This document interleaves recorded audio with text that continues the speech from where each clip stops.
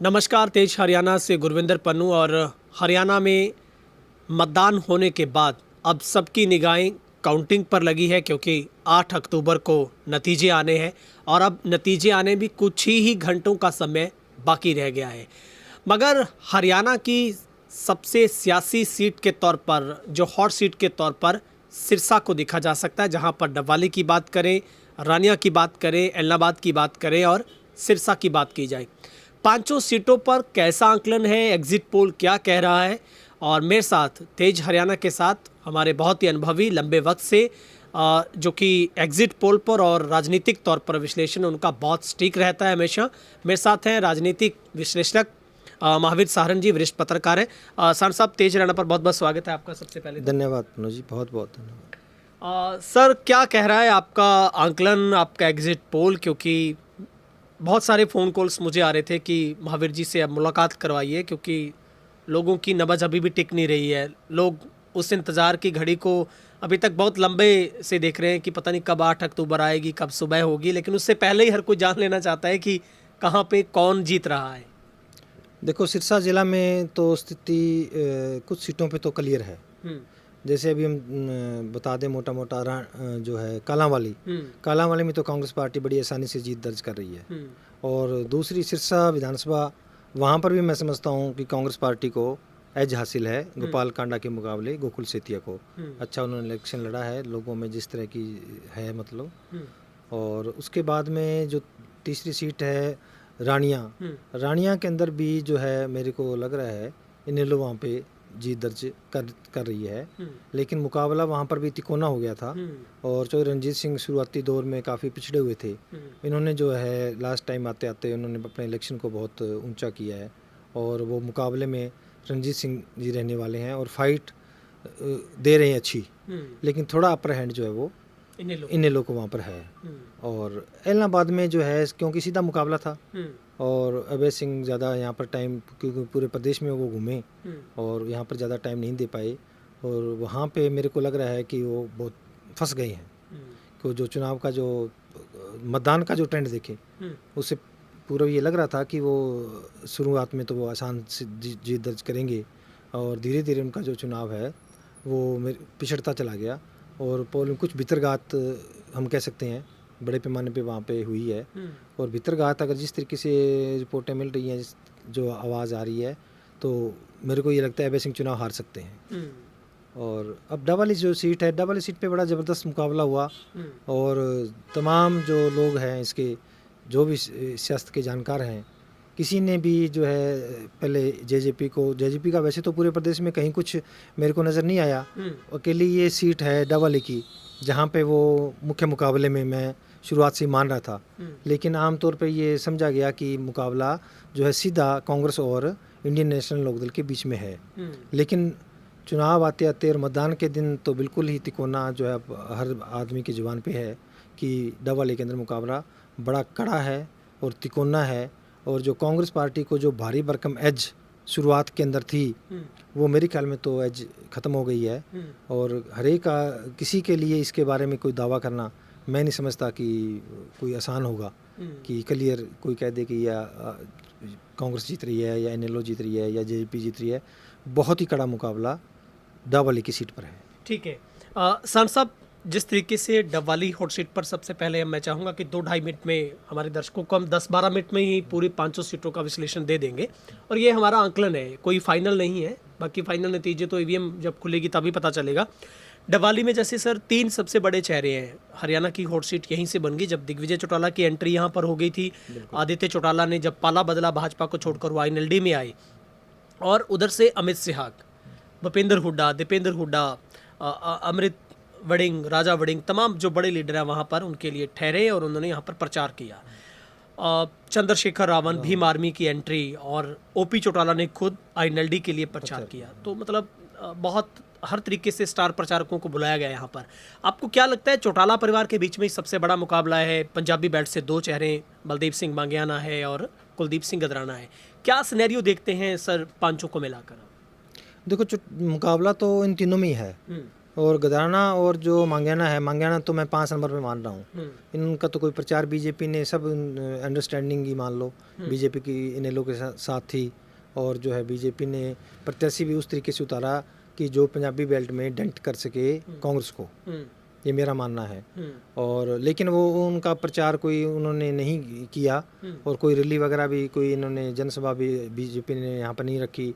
उसके बाद में लास्ट टाइम में जो डेरा सच्चा सौदा ने जिस प्रकार समर्थन दिया, तो बीजेपी को समर्थन था प्रदेश में मान लो, तो यहाँ पर क्योंकि इनेलो के साथ उनकी अंडरस्टैंडिंग थी, इसलिए इनेलो के साथ तो उनका कुछ बनता नहीं है, इन्होंने यहाँ पे इनेलो को समर्थन दिया। इससे भी आप उस अंडरस्टैंडिंग पर मोहर लगा सकते हैं। तो बीजेपी प्रत्याशी तो आप बिल्कुल मत मानो कहीं भी ठहरता है। और जो आप पार्टी के कुलदीप गदराना, उन्होंने चुनाव अपना अच्छा लड़ा, क्योंकि साथ लगते पंजाब के अंदर आपकी सरकार है और आपके काफ़ी, खुद केजरीवाल भी यहाँ आए, इसके अलावा आपके काफ़ी मंत्री या एमएलए वो उन्होंने इनका प्रचार को यहाँ पे किया और उनका भी ज़्यादा जो प्रभाव जो है वो पंजाबी बेल्ट में देखने को मिला। और वो भी एक किस्म से मेरे ख्याल में कांग्रेस पार्टी के लिए वो जितने वोट ले जा रहे हैं वो, क्योंकि वो पूर्व में कांग्रेस के ही कार्यकर्ता थे और विगत लोकसभा चुनाव में आपका कांग्रेस पार्टी से समझौता था, तो वो जो कार्यकर्ताओं का जुड़ाव कांग्रेस पार्टी के साथ था और उनका एक हिस्सा उन्होंने वो लेके गए हैं और वो ठीक ठाक वोट मेरे ख्याल में ले जा रहे हैं। खास करके पंजाबी बेल्ट में तो उनका प्रचार भी ठीक था और उनको रिस्पांस भी ठीक मिला। बागड़ी बेल्ट में अवश्य जो है वो कहीं कहीं जो उनको आम गांव में 50, 20, 50, 100 वाली स्थिति थी, लेकिन फिर भी मेरे को लगता है वो 10,000 प्लस वोट वो ले जा रहे हैं और वो सारा डेंट जो है वो कांग्रेस प्रत्याशी को कर रहे हैं। तो कुल मिलाकर मतलब भाजपा की बात करें, आम आदमी पार्टी की बात करें, तो आम आदमी पार्टी सीधे तौर पर जो कांग्रेस को डेंट दे रही है। हाँ, आम आदमी पार्टी तो कांग्रेस को ही डेंट दे रही है, लेकिन बीजेपी कोई नहीं कह सकते कोई ज़्यादा उनको कोई वोट पंजाबी बेल्ट में ऐसा कोई मिला ही नहीं। ऐसा नहीं है कि बीजेपी किसी को डेंट कर रही है। बीजेपी तो मेरे ख्याल में तो 5-6 हज़ार वोटों पे जाके सिमट जाएगी। तो सर साहब कैलकुलेट चाहूँगा, तीनों में आप कह रहे हैं कि तिकोना मुकाबला है, तो आपको क्या लग रहा है, कुछ थोड़ा बहुत एज कांग्रेस को मिल रहा है या फिर आपको लगता है कि बहुत क्रूशियल कंडीशन में है, मतलब बहुत नज़दीकी मामला होने वाला है? देखो, प्रचार जो हुआ, प्रचार में तो जो जेजेपी ने जो प्रचार किया, इसके प्रत्याशी ने प्रचार किया, वो मेरे ख्याल में एक डाणिया छोड़कर पूरे प्रदेश में वो कहीं नहीं गए। उनकी पार्टी ने हालांकि लगभग 90 या 85 इनका जो समझौता था जो है आज़ाद समाज पार्टी से, उसको मिला के वो उनके प्रत्याशी थे, लेकिन वो कहीं भी नहीं गए डाणिया के अलावा। और उन्होंने विगत 3 महीनों से प्रचार उन्होंने किया हुआ था और वो जीरो से चले थे, क्यों 8-8.5 हज़ार वोट लोकसभा चुनाव में उनको मिले थे। उनका कोई बड़ा नेटवर्क भी नहीं था। उनका एक हिस्सा जो इनेलो से टूट के उनके साथ जुड़ा हुआ था, कुछ गांव में जो कार्यकर्ता सक्रिय इनेलो के थे वो उनके साथ जुड़े थे। सभी गांव में ऐसा नहीं था कि वो उसमें बराबर समान रूप से उनके पास कार्यकर्ताओं की वहाँ पे कमी थी, लेकिन उन्होंने 3 महीनों में इतना ज़बरदस्त प्रचार किया, उन्होंने दूसरे प्रत्याशियों को बिल्कुल पीछे छोड़ दिया। और एक नई तरह की परंपरा जो है वो यहाँ पे शुरू हुई कि काम अब प्रत्याशी से उम्मीद करता है, लोग डिमांड करते हैं, कहते हैं कि चुनाव होंगे, सत्ता में आएंगे, फिर आपका ये काम करेंगे। लेकिन उन्होंने तो एक नई परंपरा डाल दी। अब आगे के चुनाव में वो उन परंपरा का कई प्रत्याशियों को आगे नुकसान होगा, क्योंकि लोग वैसी अपेक्षा करेंगे। तो उन्होंने तो कह दिया कि आज ये काम उन्होंने बताया होगा, कल अगले दिन से वो काम शुरू, ऑन द स्पॉट अगले दिन से काम शुरू। और वो 3 दिन में काम हो गया। चाहे कहीं शेड बनवाना था, कहीं कोई लाइब्रेरी बनानी थी, कोई हिल स्टेशन का काम था, कोई पाइपलाइन डालनी थी, बिजली जो गांव के यहाँ, क्योंकि इस इलाके में काफ़ी ज़्यादा डाणियाँ हैं, डाणियों के अंदर बिजली की भी समस्या रहती है, नहीं, और पानी की समस्या तो बहुत ज़्यादा रहती है। कई सालों से लोगों को पानी जो है वो नहर पानी की डिग्गी में डाल के वो पीने का काम चलाते थे। तो वहाँ पे उन्होंने पाइपलाइन अब कैसे, किस फंड में, ये तो किसी को नहीं मालूम है, लेकिन उन लोगों का काम हुआ। और इनकी वजह से उसके बाद में उनको इतना अग्रेसिव प्रचार, लास्ट के 10 दिन में रात को उन्होंने वहीं गांव में स्टे करना, वहीं रुकना 11-12 बजे तक, सुबह उठ के उसके बाद में 4-5 बजे किसी के घर में वहाँ का खाना खाना, सुबह वहाँ किसी चाय पीनी, बच्चों के साथ खेलना, और उसके बाद में 9-10 बजे तक तो वो अपना एक प्रचार का वो पूरा कर लेते थे। और दूसरे प्रत्याशी जो 10 बजे उठ के प्रचार शुरू करते थे, तो वो रात को 11 बजे से लेके 10 बजे तक वाला एक दिन तो उनको एक्स्ट्रा हो गया कि अगर उन्होंने 10 दिन प्रचार किया तो इनका प्रचार तो 20 दिन हो गया मान लो। सर साहब, क्योंकि दूसरे कैंडिडेट का तो अनाउंसमेंट से पता चलता था कि अब फलाना हमारे गांव में जलसा करने आ रहा है, लेकिन दिग्विजय का तो पूरे गांव को पता होता कि आज रात को रुके हुए हैं, सुबह वो गौशाला जा रहे हैं, ये कर रहे हैं, बच्चों के साथ खेल रहे हैं, 10 घरों में चाय पी रहे हैं। तो उसका बड़ा एडवांटेज उनको मिला और वो मुख्य मुकाबले में आ गए। उसके बाद में जो वो दूसरे जो प्रत्याशी थे इनेलो का प्रत्याशी बीच में वो उनको जो है थोड़ी समस्या स्वास्थ्य के चलते हुई, हालांकि उनके जो भाई हैं उन्होंने इलेक्शन को संभाला, परिवार ने अच्छा, उन्होंने भी इलेक्शन प्रचार उनका अच्छा रहा है। और इनेलो की टीम हमेशा ही मतलब प्रचार में मामले में इस इलाके में पूरी एक्सपर्ट टीम उनके साथ थी, उनको वो फ़ायदा मिला इनेलो का। लेकिन बावजूद उसके अभय सिंह चौटाला भी वहाँ पर आकर गए, ओम प्रकाश चौटाला भी वहाँ पर उन्होंने प्रचार किया, लेकिन क्योंकि उनके पास कोई राष्ट्रीय नेता कि कोई ऐसा बड़ा चेहरा, नामी चेहरा नहीं था जिससे उनको कोई एक्स्ट्रा फ़ायदा होता। जो फ़ायदा कांग्रेस को हुआ या जो जेजेपी को हुआ, चंद्रशेखर का वहाँ पे क्रेज़ देखा गया, उनका वहाँ पे 2 दिन का उनका जो कार्यक्रम थे उसमें अच्छा जो है लोगों ने क्यों पहली बार उनको देखा, और उनका पूरा देश में अब वो सांसद चुने गए हैं और एक ख़ास वर्ग में उनका अच्छा जो रिस्पॉन्स देखने को मिला। ये फ़ायदा इन लोगों को नहीं हो पाया। लेकिन जब ये चुनाव हुआ 5 तारीख को, अब 5 तारीख के चुनाव ने तो सारे समीकरण ही उल्ट पुलट कर दिए। अब इसमें साम दाम दंड भेद वाला मामला चला, अब वो तो चर्चा है पूरे इलाके के अंदर, इतना ज़बरदस्त तरीके से हुआ। और इसका एक पहले उदाहरण जो है विगत कुछ समय पूरा जो नगर परिषद के चुनाव हुए थे उसमें जेजेपी ने इस पे एक प्रयोग किया था और वो प्रयोग बड़ा सफल रहा था। उस प्रयोग में जो है कांग्रेस पार्टी जेजेपी के बढ़त में आने की वजह से जिला परिषद चेयरमैन का चुनाव हार गई थी, और कुछ उसी प्रकार की परिस्थितियां मेरे को इस चुनाव में होती हुई लग रही है। जिस प्रकार का उन्होंने प्रयोग डबवाली शहर में किया था, उसी प्रकार का प्रयोग उन्होंने पूरी विधानसभा क्षेत्र में किया है।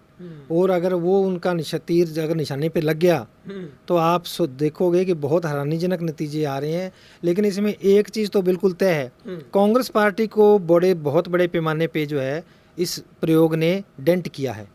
और कांग्रेस की बिल्कुल जो क्लियर सीट हम शुरुआत में मान रहे थे, बड़े मार्जिन से हम मान रहे थे कि कांग्रेस पार्टी बड़ी आसानी से जीत दर्ज करने जा रही है, आज ये स्थिति पैदा हो गई है कि कांग्रेस जन भी खुद विश्वास नहीं कर पा रहे कि हमारी जीत हो रही है या कितने वोटों से। वो कोई दावा नहीं कर सकते कि हम इतने वोटों से जीत रहे हैं। आज ये स्थिति आ गई मगर सार साहब, आपको लगता है कि जो शहर हमारा है, जो 21 वार्ड है, यहाँ पर भी लगभग 38,000 प्लस वोट है, और आप कह रहे हैं कि करीब 25,000 समथिंग 26,000 वोट पोल हो गए। तो आखिरी मेरा सवाल यही है, इसी पे कंक्लूड चाहूँगा, क्या यहीं की जो लीड है वो तय करेगी जीत हार को? शुरुआत में हम यहाँ पर लीड जो है वो कांग्रेस पार्टी की 7-8-9 हज़ार की हम मान के चल रहे थे, और वो 7-8 हज़ार की लीड से कुछ लीड उनको गांव पंजाबी बेल्ट में भी कांग्रेस की हम मान रहे थे। बागड़ी बेल्ट में जरूर जो हम कहते थे कि कुछ बेल्ट थी चौटाला गांव के आसपास, वहाँ पे कांग्रेस लूज़ कर रही थी कुछ गाँव में, 1 दर्जन के करीब गाँव में। लेकिन अब क्या हुआ कि जो डेरा फैक्टर चला, उस डेरा फैक्टर से भी कांग्रेस को नुकसान हुआ कि एक वोट जो है वो डेरा फैक्टर के चलते इनेलो के पक्ष में शहर में गया, और इनेलो यहाँ पे जो काफ़ी कमज़ोर थी उसको वहाँ पे ये बूस्ट मिला। और दूसरा जो जेजेपी ने जो डेंट किया है कांग्रेस पार्टी को, वो बहुत बड़े पैमाने पे जैसे नगर परिषद में किया था उसी तरीके का सेम ही पैटर्न यहाँ पे मेरे को मालूम पड़ रहा है। अब मेरे को जो 8-9 हज़ार वाली जो लीड मान के चल रहे थे हम शुरुआत में, वो मेरे को लगता है वो 4 हज़ार के आसपास ज़्यादा से ज़्यादा सिमटने वाली है। और ये 4 हज़ार के आसपास की लीड अगर कांग्रेस पार्टी लेके चलती है तो जो बड़े पंजाबी बेल्ट में और बागड़ी बेल्ट के अंदर भी जो उसमें डेंट काफ़ी कई गांव में लगा है, हमें सूचनाएं मिल रही है, तो वो डेंट कांग्रेस पार्टी को ही लगा है, जेजेपी ने जो किया है। तो वो ये 4 हज़ार की लीड वहाँ पे कोई ज़्यादा मायने नहीं रखती। वो जो नुकसान अगर वहाँ पे शुरुआत में मान के चल रहे थे इनेलो के साथ अगर मुकाबला है बराबरी का, लेकिन मैं इनेलो को थोड़ा सा ऐसा मानता हूँ, इनेलो की आवाज़ ज़्यादा होती है, वोट कम होता है। विगत चुनाव में भी ये सब कह रहे थे कि इनेलो ये जेजेपी या क्या नाम है आदित्य भी क्योंकि ये एक ही संस्कृति है, इनेलो की संस्कृति से रचे बल्ले उनका वही एक वोट बैंक है। तो वो ऐसे लग रहा था कि आदित्य जीत रहे हैं, लेकिन 15,000 से वो हार गए थे समीकरणों के मुताबिक हारे वो तो चलो। लेकिन अब भी आदित्य की आवाज़ ज़्यादा लग रही है, उतना मेरे को वोट उनका नहीं लग रहा। लेकिन मूल रूप से जो जेजेपी ने बढ़त प्राप्त की है, अगर जेजेपी का जो टारगेट जो उन्होंने मिशन था उनका, अगर वो सफलतापूर्वक 80-90% हो गया तो ये बड़े हैरानीजनक नतीजे आएंगे, जिसके बारे में कोई भी ये आदमी सच नहीं कर सकता, कोई आदमी सोच नहीं सकता। लेकिन वो नतीजा ना भी आए तो भी कांग्रेस पार्टी की जो आसान जीत थी उसको तो उन्होंने मुश्किल में डाल ही दिया है। इसमें तो 1% भी शक शुबा हम नहीं कर सकते कि बहुत बड़ी कांग्रेस पार्टी को जो हम जो डेंट सोच रहे थे कि पंजाबी बेल्ट से जो मांगेना खड़े हैं बीजेपी की वो करेंगे या गदराने करेंगे। गदराने ने तो किया है, लेकिन मांगेना बिल्कुल नहीं कर पाए कांग्रेस का नुकसान। लेकिन जेजेपी ने जो नुकसान किया है उसके नुकसान की भरपाई मेरे को तो बहुत बड़ी मुश्किल लग रही है, बहुत ही मामला मार्जिन पे है। ठीक है, अभी सर हम जिक्र कर लेते हैं सबसे पहले एलनाबाद का। तो एलनाबाद में भी इस बार सीधे तौर पर दो ही लोगों के बीच में सबसे कड़ा मुकाबला है। हालांकि वहाँ पर भाजपा भी अच्छे दमखम के साथ दावा कर रही है, आमिर चंद मेहता जी, मगर सीधे तौर पर वहाँ पर भरत सिंह बेनीवाल और अभय चौटाला के बीच में मुकाबला है। तो वहाँ पर क्या आपको नज़र आ रहा है, क्योंकि पूरे हरियाणा की निगाह तो अभय सिंह चौटाला पर भी टिकी हुई है, और आखिर में तो हमने देखा कि भरत सिंह बेनीवाल का वो रोना और उनका झोली फैलाना, ये वाला उनका जो कॉन्सेप्ट था वो मुझे लगता है बहुत प्रभावी रहा उनका। देखो, जो ये एलनाबाद हल्का है, यहाँ पे एक तो सीधा मुकाबला है और अभय सिंह लगातार यहाँ से चुनाव जीत रहे हैं, और दूसरा क्योंकि प्रदेश में एक लहर है कांग्रेस पार्टी की, और दूसरा थोड़ा एंटी इनकम्बेंसी अभय सिंह चौटाला के खिलाफ यहाँ पर है देखी गई, क्योंकि वो जब लगातार कोई प्रत्याशी चुनाव जीतता है तो कुछ उनसे नाराजगियाँ या कुछ चीज़ें हो जाती हैं। दूसरा क्या है कि यहाँ पर जो ये वोट मतदाता है इसमें यहाँ पे तीन हम इसको सेगमेंट में डाल देते हैं। ठीक है, एलनाबाद शहर हो गया और आपका पंजाबी बेल्ट हो गई और पैंतालीसा, या उसके बाद में एक चौथा थोड़ा मान लेते हैं जो राजस्थान के साथ लगते हैं, एलनाबाद के हल्के के ग्रामीण जाट बहुल्य इलाका है। अभी क्या हुआ कि इसमें जितने विकट चुनाव में मैं देख रहा हूँ 6, 7, 8 चुनाव में देखे, जो पंजाबी बेल्ट है वो हमेशा ही, पहले भाग्यराम जी एलनाबाद से चुनाव लड़ते थे, 5 बार जीते थे वो, और इंदौरा भी वहाँ पे चुनाव जीते, फिर रिजर्व खत्म हो गई तो चौटाला साहब जीते, अभय सिंह जीते। तो जो पंजाबी बेल्ट है, पंजाबी बेल्ट ने कभी इसको समर्थन नहीं दिया पिछले एक विधानसभा उपचुनाव को छोड़कर। हाँ, हमेशा मतलब उनका वो हमेशा ही कांग्रेस के साथ उनका जुड़ाव रहा है। वो तो पिकत चुनाव जो हुआ उसमें अभय सिंह चौटाला ने किसानी आंदोलन के चलते पूरे देश में ऐसे व्यक्ति थे जिन्होंने इस्तीफा दिया। इस्तीफा देके जब चुनाव लड़ रहे थे, क्योंकि पंजाब हरियाणा का जो किसान है या जो सिख जो थे उन्होंने किसान आंदोलन को बहुत मजबूती से समर्थन किया था, इसलिए उन्होंने अपनी परंपरा पूरी को एक साइड में डाल के उन्होंने अभय चौटाला को, पंजाबी बेल्ट के किसानों ने, सिख किसानों ने समर्थन जो है अभय चौटाला को दिया था, और वहाँ पर उनको लीड मिली थी, और उसी लीड के बलबूते वो चुनाव जीत पाए थे 6, 6.5 हज़ार से। तो लेकिन अब वो दोबारा परंपरागत रूप से जहाँ जुड़े हुए थे वो जो बेल्ट है वो वहीं वापस चली गई है, वहीं चली गई। ठीक है, तो वो वहाँ पे जो लीड है वो कांग्रेस पार्टी की तय है। और उसके बाद में शहर में मेरे ख्याल में तो कभी अभय सिंह चौटाला या ये जैसे आम ट्रेंड रहा है इंडियन नेशनल लोकदल, ये लीड नहीं ले पाए, कभी उनकी जो हार है वो कम ज़्यादा होती रही है। तो शहर में तो उनको वो हार जो 2, 2.5, 3 हज़ार की हार होती रही है, वैसी परिस्थिति वहाँ पर है।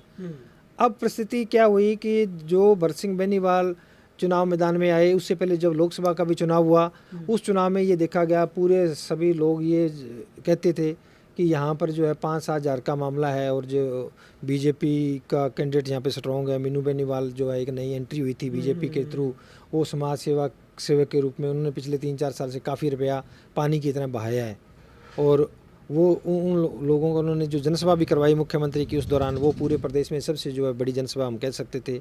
तो हमें ऐसे लगा कि बीजेपी को जो इतना बड़ा डेंट यहाँ पर नहीं लगेगा, लेकिन जब चुनाव के नतीजे आए तो वहाँ पर 27 हज़ार वोटों से कांग्रेस पार्टी को बढ़त मिली। इससे ये अंदाज़ा लग गया था कि इस बेल्ट ने ये स्वीकार कर लिया है कि अब जो है वो कांग्रेस के पक्ष में जाने वाले हैं। अब जब ये चुनाव स्टार्ट हुआ तो उस चुनाव में शुरुआत में अभय सिंह चौटाला को मजबूत माना गया, लेकिन क्योंकि अभय सिंह चौटाला पूरे स्टेट में एक स्टार प्रचारक थे अपने इनेलो बसपा गठबंधन के, और उनको कम से कम 50, 60, 70 कॉन्स्टिट्यूंसी के अंदर उनको टाइम निकालना था, तो वो एलनाबाद के लिए वो ज़्यादा टाइम नहीं निकाल पाए। और दूसरा क्या हुआ कि यहाँ पर जो भरत सिंह बेनीवाल का पूर्व में एक बार वो विधायक रह चुके हैं जड़बा हल्का से, और थोड़ा उनका क्रेज़ पब्लिक में, वो एक सामान्य व्यक्ति हैं, और लोगों ने लगातार वो चुनाव भी हार चुके हैं, लोगों में उनके प्रति एक सहानुभूति देखी गई। और दूसरा उनका प्रचार का तरीका भी ठेठ आम आदमी की तरह है, तो लोगों में ऐसे देखा गया कि उनको उसके बाद में अभय सिंह चौटाला को जिन लोगों के पास वहाँ थी, चाहे मीनू बेनीवाल लगा लो, कोई भी लगा लो आप, तो जो उनके दिमाग में थी कि भाजपा जो है अंदर खाते इनेलो के साथ इनकी टाई अप है, तो उनका लाभ उसको मिलना चाहिए था, लेकिन वहाँ पे उल्ट हुआ है, बड़े ज़बरदस्त तरीके से वहाँ पे भितरघात हुई है। और जिसके चलते ऐसे लग रहा है कि अभय सिंह चौटाला बहुत बुरी तरह इस मुकाबले में फंस गए हैं और वो चुनाव हार भी सकते हैं। मतलब बहुत टाइट फाइट है वहाँ पर। हाँ बिल्कुल, ऐसे कोई आदमी ये दावा नहीं कर सकता कि और दूसरा एक वहाँ पे एक उनको कोई ऐसा एडवांटेज जैसे इन लोगों को डबवाली में मिल रहा है कि कांग्रेस पार्टी के जो वोट वो काटने के लिए जो है वो 2 प्रत्याशी हैं, जेजेपी वोट काट गई और गदराना वोट काट गया, ऐसी परिस्थिति इलाहाबाद में नहीं है। सीधी सीधी फाइट है, वोट काटू है ही नहीं। वोट काटो जो जिसका लाभ अभय सिंह चौटाला जो आदित्य को जो बेनिफिट मिल रहा है ऐसा बेनिफिट अभय सिंह चौटाला को इलाहाबाद में तो नहीं मिल रहा। तो ये बड़ा एक इसको एक डिसएडवांटेज है। तो इस हिसाब से ये लगता है कि मुकाबला बहुत ही मतलब जो लग रहा था कि अभय सिंह चौटाला जीत दर्ज कर जाएंगे, ऐसी बात मैं नहीं मानता। ठीक है, अभी हम रानिया की बात कर लेते हैं। वहाँ से पूर्व में रहे मंत्री चौधरी रणजीत चौटाला इस बार निर्दलीय प्रत्याशी के तौर पर मैदान में रहे और उनके ही पोते अर्जुन चौटाला इस बार INLD से हैं। और दूसरी बात है वहाँ पर कंबोज बहुत बड़ी बरादरी है, तो उनके भी 2 चेहरे वहाँ पर। सर मित्तर एक वरिष्ठ पत्रकार वहाँ पर कांग्रेस से हैं, दूसरे वहाँ पर कंबोज साहब हैं भाजपा से। तो वहाँ पर आपको क्या नज़र आ रहा है? क्योंकि हमने देखा है कि चुनाव मतदान के आखिर 2 दिनों में वहाँ पर चुनाव का पूरा पिक्चर चेंज हो गया। नहीं, यहाँ शुरुआत के अंदर ही इनेलो जो है वो बढ़त पे लग रही थी और ये विगत चुनाव से ये इलाका काफ़ी इनेलो का शुरू में अच्छा हो रहा है। और पिछला चुनाव क्योंकि रणजीत सिंह को सहानुभूति हुई कि उनको टिकट कांग्रेस ने नहीं दी और वो आज़ाद जब खड़े हुए तो सभी लोगों कांग्रेस का नेटवर्क उनके साथ आ गया और दूसरे दलों के लोगों की भी सहानुभूति उनके साथ हुई, तो वो बड़ी आसानी से जीत दर्ज करे। उनके साथ सामने 3-4 कैंडिडेट थे उस वक्त, तो उनका भी उनको वोटों का बंटवारा जो उनके खिलाफ थे बंटवारा हुआ तो उनको फ़ायदा मिला। अब की बार ये फ़ायदा ऐसे लग रहा था कि ये इनेलो को मिलने जा रहा है। इनेलो वहाँ पे अच्छी मजबूत स्थिति में शुरुआती दौर में थी और रणजीत सिंह क्योंकि वो सत्ता में थे 5 साल तो एंटी इनकम्बेंसी होती है, मंत्रालय उनके पास अच्छा था तो सभी के काम नहीं हो सकते। तो शुरुआत में तो वो काफ़ी कमज़ोर लग रहे थे, लेकिन धीरे धीरे जो चुनाव ऊपर उठा और कांग्रेस पार्टी का एक नया चेहरा जो है वो पत्रकार हैं, हमारे मित्र हैं, तो वो उनके आने से क्या हुआ कि कांग्रेस का चुनाव वहाँ पे नहीं उठ पाया क्योंकि जो परंपरागत कांग्रेस का वैसे तो वो शुरू पिछले 5 साल पहले ही कांग्रेस का जो मूल जो कार्यकर्ता था वो रणजीत सिंह के साथ लग गया था, सेट हो गया था। खुद का संगठन ही नहीं था, उनका संगठन वहाँ पे तैयार छोटा मोटा जो तैयार भी हुआ था मान लो, तो वो फिर निराश हो गया क्योंकि एकदम से ऊपर से जो है प्रत्याशी थोप दिया गया। तो वो शुरुआत से ही मतलब जो है कांग्रेस प्रत्याशी तो उनका इलेक्शन उठ नहीं पाया, लेकिन तब ये लग रहा था कि कांग्रेस पार्टी की लहर है तो मुकाबला तो कांग्रेस पार्टी करेगी, ऐसा लग रहा था। दूसरा उनको बड़ा एक डेंट हुआ कि बीजेपी का प्रत्याशी भी कंबोज बरादरी से आगे जिला अध्यक्ष हैं, वो पुराने कार्यकर्ता हैं, मतलब जो है पहले भी उन्होंने चुनाव लड़ा, तो उसका भी एक उनको लॉस हुआ। और यहाँ पर आप पार्टी ने भी जिला परिषद चुनाव में अच्छी उपस्थिति दिखाई थी, तो आप प्रत्याशी भी यहाँ पे ठीक ठाक वोट ले जा रहा था, तो ये भी एक लॉस जो है वो कांग्रेस पार्टी को यहाँ पे हो रहा था। लेकिन जो चुनाव अपना आया तो जो जेजेपी के साथ जो है रणजीत सिंह ने टाई अप किया, तो क्योंकि उनके कुछ मतदाता थे जो पुराने गांव थे रोडी हल्के के, उनमें उनको बेनिफिट जेजेपी को वहाँ पर हुआ डबवाली में, और यहाँ उन्होंने भी प्रचार किया और उस प्रचार का उनको फ़ायदा हुआ कि उनके साथ चंद्रशेखर राउंड के साथ उनका समझौता था, तो वो भी काला जो है रानी हल्का में वो जो उनके पक्ष में प्रचार के लिए आए, तो उनके प्रचार को एक बूस्ट मिला। लेकिन धीरे धीरे क्योंकि जो एंटी इनकम्बेंसी की चीज़ होती है और वो जनता से जुड़े हुए वैसे है, मतलब चौधरी रणजीत सिंह, और काम भी उन्होंने बहुत किए थे, तो लास्ट में आते आते उनका प्रचार जो है वो काफ़ी अप हुआ और यहाँ पर भी मामला जो है काफ़ी लास्ट में आकर उन्होंने कड़ा कर दिया और नज़दीकी मुकाबले में थोड़ी अपर हैंड में इन लोगों की मानता हूँ, लेकिन चौधरी रणजीत सिंह भी उनसे कोई ज़्यादा पीछे नहीं है। जो चुनाव जिस प्रकार हुआ है, मतदान हुआ है जिस प्रकार, उनके अगर हम थोड़ा इसके बारे में जो फीडबैक जो आई है उस पर विचार करें तो रणजीत सिंह उनसे कोई ज़्यादा पीछे नहीं है, लेकिन फिर भी अपर हैंड जो है यहाँ पे इंडियन नेशनल लोकदल को है। ठीक है, अभी सर सिरसा का जिक्र कर लेते हैं। यहाँ पर तो मतलब बहुत बड़ा खेला हुआ कि भाजपा ने अपना कैंडिडेट जांगड़ा साहब को उतारा, बाद में उनको विड्रॉल करना पड़ा और सीधा तौर पर कांडा को समर्थन भाजपा ने दे दिया। पहले वो भी खेल चला कि कांडा ने कहा कि भाजपा का हमने साथ मांगा नहीं है, बीजेपी ने कहा कि हमने कांडा को दिया नहीं, लेकिन एंड में आकर सब कुछ सामने क्लियर हुआ। लेकिन दूसरा शख्स वहाँ पर गोकुल सेतिया है, कांग्रेस में एन मौके पर उन्होंने एंट्री की और उनको सीधा टिकट मिला। हालांकि कांग्रेस खेमा भी थोड़ा नाराज हुआ, लेकिन वहाँ पर आपको क्या नज़र आ रहा है, क्या आंकलन कहता है सिरसा सीट का आपका? गोकुल सेतिया पिछली बार 600 के करीब वोट से हार गए थे। उस वक्त लोगों को ये अंदाजा नहीं था कि ये इस टाइप का रिजल्ट रहने वाला है। वहाँ पर लोग उसको इतना बड़ा जो है वो नहीं मान रहे थे और लेकिन अब विगत 5 साल में वो सक्रिय रहे हैं।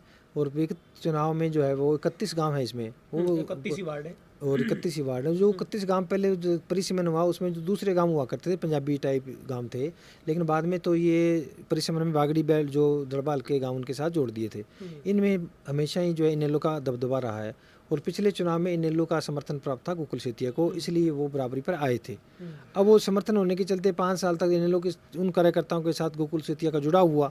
अब एकाएक जो है परिस्थितियाँ बदली, जब कांग्रेस का प्रत्याशी बन गए गोकुल सेतिया तो इनेलो को जो है अपना समर्थन उनसे विड्रॉ करना पड़ा।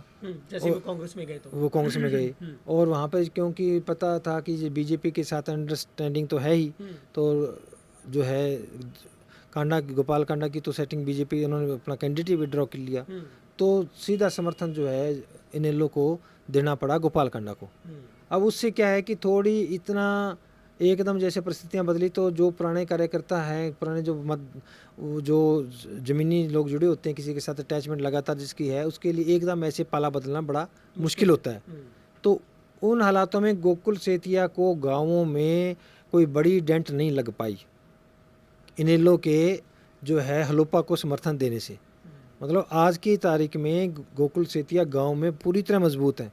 उन्हें एक तो कांग्रेस का वोट बैंक मिल गया, दूसरा कांग्रेस की सरकार आने का उनको संबल मिला, तीसरा जो उनके साथ जो इनेलो का कार्यकर्ता जुड़ा था उनका एक हिस्सा उनके साथ रह गया, एक हिस्से ने ही जो है वो गोपाल कांडा को के पक्ष में गए, ये बड़ा फ़ायदा उसको मिला। दूसरा शहर में क्या स्थिति हुई, शहर में जो मामला है पंजाबी बिरादरी हमेशा ही एकजुट होकर वोट करती है, पूरे प्रदेश में ये स्थिति है। और इस चुनाव में और उसमें उनकी ताकत का अंदाज़ा लगा के भी कांग्रेस ने उसको घर से बुलाकर उसको टिकट दिया। टिकट के लिए तो कांग्रेस में कोई बहुत दावेदार थे, आधा दर्जन के दावेदार थे, लेकिन उसको क्यों टिकट दिया, उनको ये समझा गया कि ये आदमी मुकाबला कर सकता है और ये आदमी जीत सकता है। इसलिए जो है वो जो तमाम जो उसके दावेदार थे उनको दरकिनार किया गया। और लोकसभा चुनाव में तो जो है गोकुल सेतिया उनके साथ ही नहीं थे, वो तो कांग्रेस पार्टी के खिलाफ थे। बावजूद उसके अगर टिकट उसको दिया गया है तो इसका मतलब उनकी कोई सर्वे होगा कांग्रेस का, या उन्होंने समझा होगा। और कुछ लोग जो कांग्रेस जो कार्यकर्ता जो टिकट के दावेदार थे उन्होंने उनका शुरुआत में विरोध भी किया, लेकिन उससे कोई ज़्यादा अंतर मेरे ख्याल में उसको नहीं लगा। हाँ, धनबल से जो है वो पिछला चुनाव भी गोपाल कांडा जीते और अब की बार भी धनबल वहाँ पे चला है, लेकिन बावजूद इसके मेरे को ये लगता है कि जो गोकुल सेतिया है उसकी स्थिति मजबूत है, वो सीट निकाल ले जाएंगे। अभी आखिरी सीट पर आ लेते हैं हम, वो है कालांवाली। और कालांवाली में तो शायद किसी को शंका है ही नहीं है, क्योंकि हरियाणा में सबसे पहले उस सीट को बड़ा सेफ जोन में माना जा रहा है कांग्रेस के लिए। लेकिन फिर भी आपको क्या लगता है, राजेंद्र मास्टर जो देसू जोधा है, कोई उनको सहानुभूति का एज आपको मिलता नज़र आ रहा है? क्योंकि एन वक्त पर आकर उनकी वापसी उनके घर में भाजपा में हो गई थी, तो वहाँ पर सिर्फ 2 लोगों के बीच में मुकाबला। लेकिन चर्चा ये भी है कि आखिर में जो इनेलो ने या फिर जो भाजपा का जो प्योर वोटर्स था उसने उनको साथ दिया है। यहाँ पे इन्हें जो बीजेपी ने जो 5 विधानसभा सीटें हैं, अकेली इसी सीट पे उन्होंने चुनाव लड़ा है सही मायने में। बाकी 4 जगह तो उन्होंने चुनाव समझो नहीं लड़ा। और इसमें एक स्थिति और थी कि बीजेपी ने एक नए तरीके से जो लोकसभा चुनाव हुआ उसमें जो एससी मतदाता है, वो एससी मतदाता का बड़ा झुकाव जो है वो कांग्रेस की तरफ हो गया था। तो उन्होंने एक माननीय सुप्रीम कोर्ट में एक फैसला आया था जो उनके रिजर्वेशन के बारे में, तो उस चीज़ का उन्होंने एक लाभ उठा के इसमें एक नया एक एक्सपेरिमेंट किया कि वो एससी को उन्होंने 2 वर्गों में बांटा, ए और बी में। तो जो वंचित वर्ग है और वो प्लानिंग की कि इसको 2 फाड़ करेंगे तो उनमें एक हिस्सा उनको मिल जाएगा। अदरवाइज़ ऐसी मतों का झुकाव जो है वो अगर कांग्रेस पार्टी की तरफ सारा रहता तो किसी भी सूरत में जो है मुकाबले में बीजेपी ने नहीं आना था। और उसके चलते उन्होंने जो वंचित वर्ग के जिसको 10% का उन्होंने दिया आरक्षण 20 में से काट के, तो वो जो वंचित वर्ग के प्रत्याशी ही 17 में से उन्होंने तकरीबन 12 उन्होंने उतारे हैं ताकि उनका लाभ ले सके। उनको ये मालूम था कि ये जो राजेंद्र देसू जोधा है ये जो है पूर्व में कांग्रेस पार्टी के बीजेपी के प्रत्याशी रहे थे, लेकिन उन पे जो है नशा बिकवाने के आरोप लगे, उनको पार्टी से निकाला गया। अब उनको वापस लिया गया, वो वापस लिया गया। उनको इसलिए नहीं लिया गया कि यहाँ पे इन्होंने वो सीट निकाल सकते हैं, ऐसा नहीं हो सकता, लेकिन क्योंकि वो एक बावरिया जाति के अच्छे स्थापित नेता हैं प्रदेश भर के, तो उनको बावरिया समाज के वोट पूरे प्रदेश में लेने थे और उन्होंने बावरिया कास्ट को टिकट देनी थी। उस के मद्देनज़र रखते हुए इन्होंने जो है यहाँ पर वापस करवाई, और उसकी उन्होंने जो है बदनामी भी झेली कि आज पहले तो वो नशा बिकवा रहे थे इसलिए निकाला, आप वो दूध के दूल्हे कैसे हो गए। लेकिन क्योंकि बीजेपी का ये फार्मूला था, उसने बावरिया, दानक, वाल्मीकि और आपका ओड, बाजीगर, ये जो जातियां वंचित वर्ग की थी ऐसी कि इन लोगों को ज़्यादा टिकटें पूरे प्रदेश में दी हैं, और उनका वोट, क्योंकि बावरिया जाति यहाँ पर भी कई और जो है विधानसभाओं में जहाँ पे पार्टी अगर मुकाबले के अंदर है तो वहाँ की वोट प्राप्त करने के लिए कि वो वहाँ से सीट निकाल सके, ये टिकट दी गई। बावजूद इसके उन्होंने प्रयास किया मुकाबले मारने का, लेकिन यहाँ पे हालात ऐसे, क्योंकि इनेलो ने भी प्रत्याशी जो यहाँ पे उतारा हुआ था और इनेलो का प्रत्याशी यहाँ पे ठीक ठाक वोट ले जा रहा था, तो कांग्रेस पार्टी के सामने जो है वो जो उसके विरोध का जो वोट था वो बराबर 2 जगह में बंट रहा है। तो इसलिए उसकी जीत में कोई शंका नहीं है।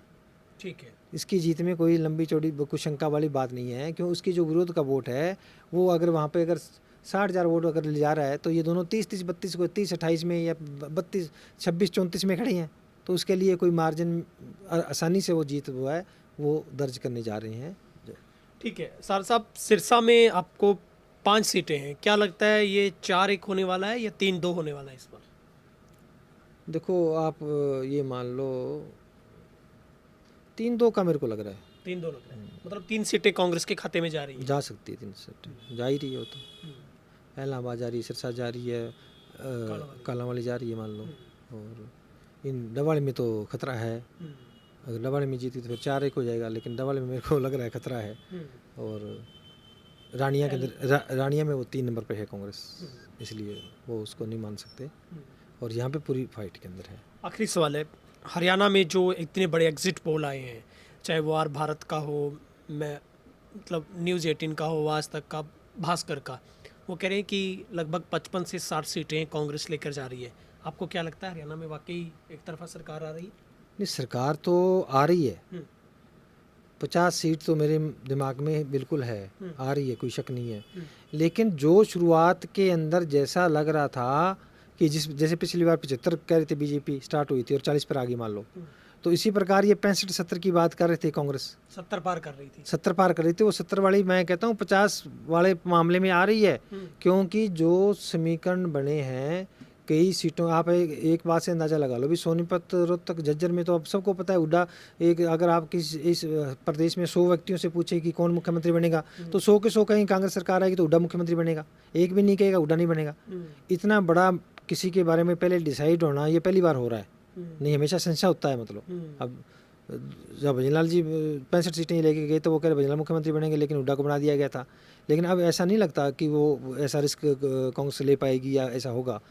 जैसे टिकटों का बंटवारा हुआ मान लो, 70-72 सीटें जो है हुड्डा के व्यक्तियों को मिल गई मान लो भी, और इसका आपको पता ही है कि शैलजा ने चुनाव प्रचार में हिस्सा लिया तो फिर उसके बाद में इस प्रकार लिया कि जो अपने समर्थक या कुछ उनके और जो उन्हीं के चुनाव प्रचार के लिए वो गई मतलब।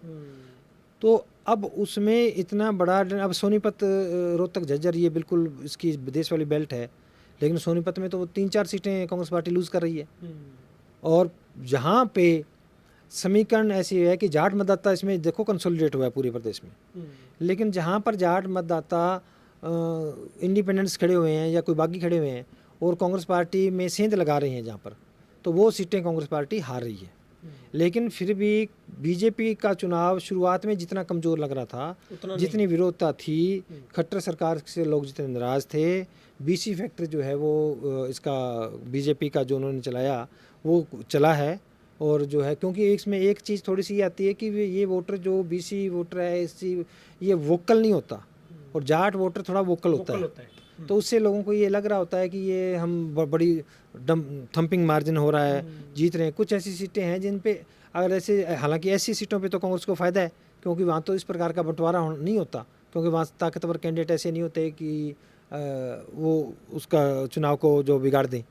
लेकिन जब जनरल सीट है मान लो, अब जनरल सीट के ऊपर अभी जैसे जाट कंसोलिडेट हुआ, और अब भद्रगढ़ सीट में आपको बताता हूँ, अब वहाँ पे ब्राह्मण कैंडिडेट है बीजेपी का, और वहाँ 3 स्ट्रॉन्ग जाट कैंडिडेट हो गई, तो वो 3 जगह जाट वोट बंट रहा है, बिल्कुल बंट रहा है वो, तो वो उसके चांस हो गए बीजेपी के वहाँ जीतने में। लेकिन ऐसी परिस्थिति, अब खरखोदा सीट है, खरखोदा सीट में क्योंकि रिजर्व सीट है और जयवीर वाल्मीकि कांग्रेस के प्रत्याशी के खिलाफ इतनी जबरदस्त एंटी इनकम्बेंसी, और जो पवन खरखोदा वहाँ पे इतने बढ़िया कैंडिडेट, बावजूद इसके वो हारेंगे क्योंकि समीकरण उनके फेवर में नहीं है। वहाँ पे जाट वोटों का बंटवारा हो, जाट वोट सीधा इसके जा रहे चाहे कितने नाराज हो, लेकिन वो हुड्डा के लिए उसको जयवीर वाल्मीकि को फिर वोट देंगे। अब वोटों का बंटवारा वहाँ हो नहीं रहा। अगर ये परिस्थिति साथ की बड़ौदा सीट पे मानो तो बड़ौदा सीट पे कपूर जो है वो कपूर सिंह नरवाल खड़े हो गए कांग्रेस पार्टी के। अब वो वोट कितने काटते हैं, लेकिन उन्होंने इलेक्शन तो फंसा दिया। लेकिन जो रिजर्व सीटें हैं उन पे कांग्रेस पार्टी को 17 में से एज है, वो 12-13 सीटें वो जीतेगी। ठीक है सर, आपने वक्त निकाला, आपका बहुत बहुत शुक्रिया। धन्यवाद, बहुत बहुत। तो हमारे साथ थे, बातचीत कर रहे थे वरिष्ठ पत्रकार महावीर सारंग जी, और जो कि राजनीतिक एक्सपर्ट हैं, और 5 सीटों को उन्होंने हर तरीके से हर तथ्यों के साथ आकलन किया है। और ये मैं फिर से कह रहा हूँ, कोई फाइनल नहीं है, बल्कि 8 अक्टूबर को आप तेज हरियाणा के प्लेटफॉर्म पर सुबह 7 बजे से लगातार 5 सीटों का आप लाइव प्रसारण वहाँ पर देखेंगे। और इससे जुड़ने के लिए फेसबुक पर है तो हमें आप फॉलो कर लें फटाफट, और यूट्यूब पर है तो हमें सब्सक्राइब कर लें। कैमरा पर्सन वकील के साथ गुरविंदर पन्नू, तेज हरियाणा।